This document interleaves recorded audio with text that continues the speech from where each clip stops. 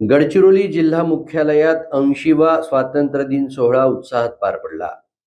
जिल्ह्याचे सहपालकमंत्री ॲडव्होकेट आशिष जयस्वाल यांच्या हस्ते ध्वजारोहण करण्यात आलं. कार्यक्रमात गडचिरोली पोलीस दलाच्या वतीनं ध्वजाला मानवंदना देण्यात आली, तर उत्कृष्ट प्रशासकीय काम करणाऱ्या अधिकारी कर्मचाऱ्यांचा सन्मान करण्यात आला. आपल्या संबोधनातून ॲडव्होकेट जयस्वाल यांनी गडचिरोलीच्या सर्वांगीण आणि शाश्वत विकासासोबत जिल्ह्याचा समृद्ध नैसर्गिक व सांस्कृतिक वारसा जपत स्थानिकांना जिल्ह्यातच रोजगाराच्या संधी उपलब्ध करून देण्यावर शासनाचा भर असल्याचं म्हटलं. रस्ते, पूल, पिण्याचे पाणी, आरोग्य, रेल्वे आणि विमानतळ यासारख्या पायाभूत सुविधांच्या विकासाला गती देण्यात येत असून विकसित गडचिरोली सोबतच रोजगार देणारी गडचिरोली घडवण्याचं ध्येय असल्याचं प्रतिपादन सहपालकमंत्री ॲडव्होकेट आशिष जयस्वाल यांनी केलं.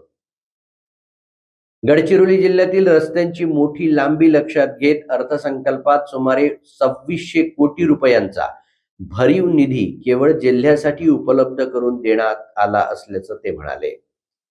केंद्र व राज्य शासनाच्या विविध योजनांच्या माध्यमातून रस्त्याचं जाळं वेगानं उभं राहत असल्याचं ते म्हणाले.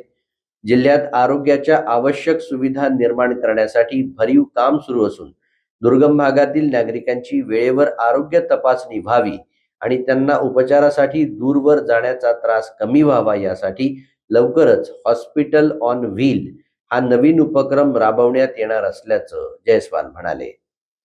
पुढील 6 महिन्यात जिल्ह्यातील आश्रमशाळांमधील सुमारे 30,000 विद्यार्थ्यांना उत्तम सेवा व सुविधा उपलब्ध करून देण्यासाठी नियोजन करण्यात येत असल्याचंही ते म्हणाले. जिल्ह्यात सर्पदंशामुळे होणाऱ्या मृत्यूची संख्या कमी करून भविष्यात ती शून्यावर आणण्यासाठी प्रयत्न करण्यात येणार असल्याचं त्यांनी सांगितलं. याच निमित्तानं जिल्हा पोलीस दलातर्फे आयोजित तिरंगा बाईक रॅलीत सहपालकमंत्री ॲडव्होकेट जयस्वाल यांनी मोटारसायकलवर स्वतः स्वार होत सहभाग नोंदवला.